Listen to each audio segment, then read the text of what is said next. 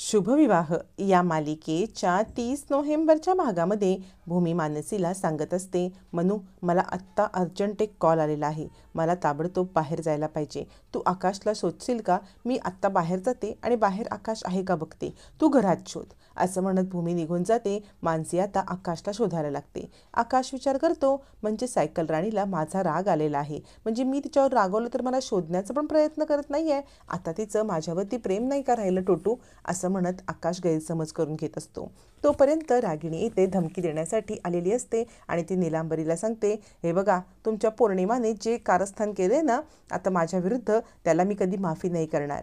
त्यावर ती नीलांबरी म्हणते, माझी पुन्हा साधी सरळ आहे, तिला धमकवलं होत्या भूमीने आणि म्हणून तिला पोलिसात जाण्याच्या भीतीमुळे हे सगळं करायला लागलं.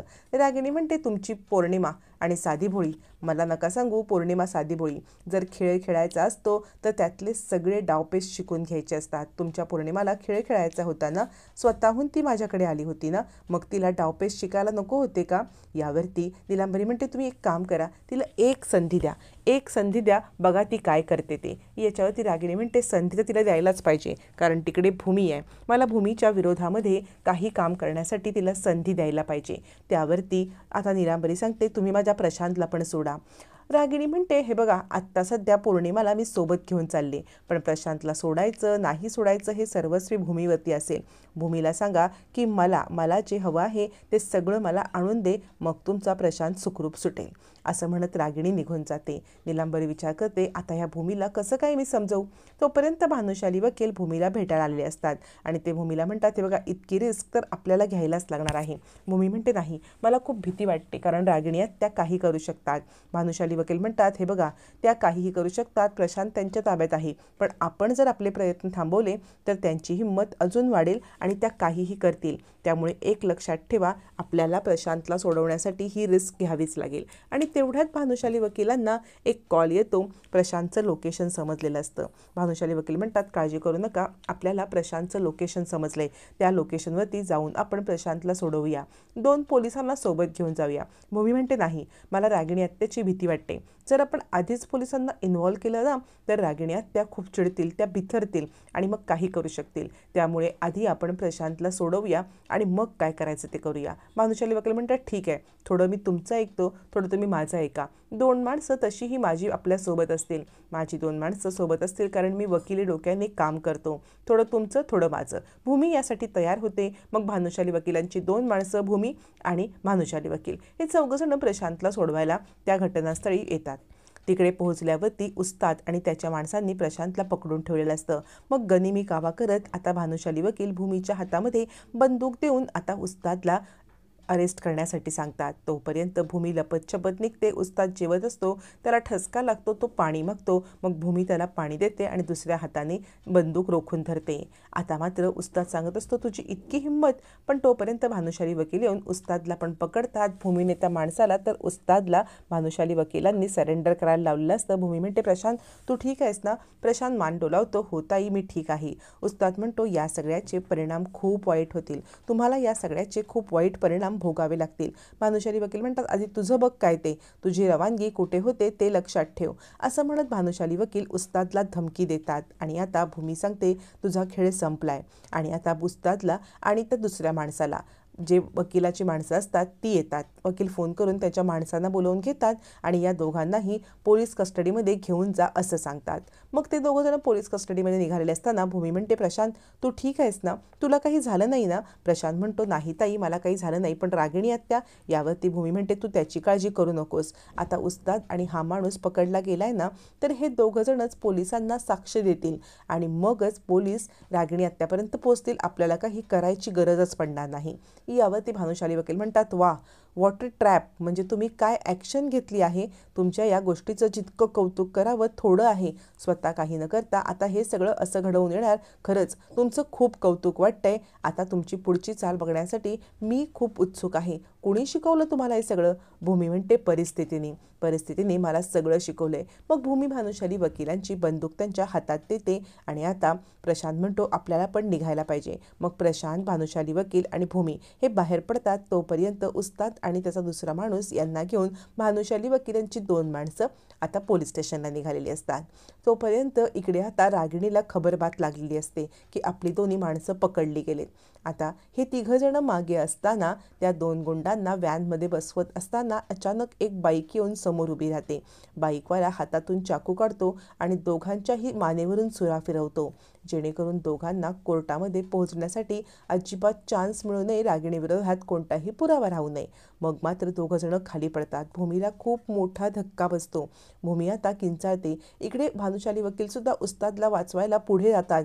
प्रशांत, भानुशाली वकील, भूमी हे दोघांना वाचवण्यासाठी पुढे जाईपर्यंत बाईकवरच्या गुंडांनी दोघांच्या गळ्यावरती सुरा चालवत तिकडून फरार झालेले असतात.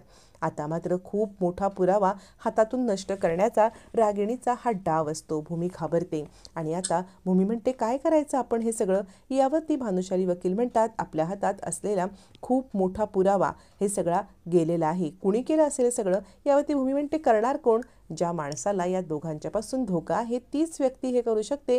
रागिणी आत्यांचंच हे कारस्थान आहे.